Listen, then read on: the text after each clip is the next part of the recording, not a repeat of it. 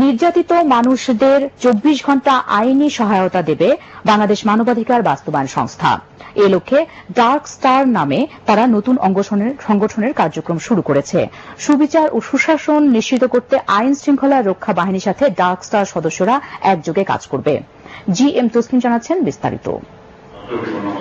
কখনো পুলিশের অসহযোগিতা, কখনো বা আইন সম্পর্কে সঠিক ধারণা না থাকায় থানায় গিয়ে সুবিচার থেকে বঞ্চিত হচ্ছেন নির্যাতিত মানুষ।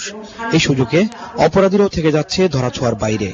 আইনগত সুবিধা বঞ্চিত এসব মানুষ যাতে আইনি সহায়তা পান, তার জন্য বাংলাদেশ মানবাধিকার বাস্তবায়ন সংস্থা 3 শিফটে 24 ঘন্টা সেবা দিতে চালু করেছে ডার্ক স্টার সদস্যদের কার্যক্রম। রাজধানীর বিয়াম মিলনায়তনে উদ্বোধনী অনুষ্ঠানে উদ্যোক্তারা বলেন, যেখানে নির্যাতন সেখানেই মোবাইল ফোনে খবর পেয়ে ছুটে যাবে এই ডার্ক স্টার সদস্যরা। এই জন্য আপাতত ঢাকা সহ 6টি জেলার 30টি থানায় এই কার্যক্রম চালু করা হয়েছে। প্রাথমিকভাবে এ কাজে নিয়োগ দেওয়া হয়েছে 50 জন সদস্যকে। অন স্পট যদি একটা ইনভেস্টিগেশন, আইনগত সহায়তা এবং ট্রিটমেন্ট এগুলো দেওয়া যায়, তাহলে একটা মানুষ যত তাড়াতাড়ি তার এভিডেন্স গুলো কালেক্ট করে রাখতে পারবে এবং পুলিশকে সহায়তা করতে পারবে, তাহলে সে বিচারের ক্ষেত্রে, ন্যায় বিচার নিশ্চিতকরণের ক্ষেত্রে অনেক ধাপে এগিয়ে যাবে। আইন শৃঙ্খলা রক্ষাকারী বাহিনীর পাশাপাশি ডার্ক স্টার সদস্যদের কার্যক্রম অপরাধ নিয়ন্ত্রণে গুরুত্বপূর্ণ ভূমিকা রাখবে বলে মনে করেন পুলিশের আইজি নূর মোহাম্মদ। ডার্ক স্টারের সদস্য যারা আছেন তাদেরকে বললে কাছাকাছি যদি হয় পুলিশের আগে পৌঁছে যেতে পারবে।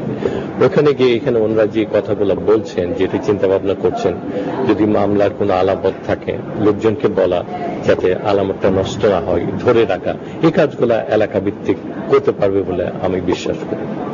অনুষ্ঠান শেষে ডার্ক স্টারের কার্যক্রম পরিচালনার জন্য সদস্যদের মধ্যে মোবাইল ফোন ও মোটরসাইকেল বিতরণ করা হয়।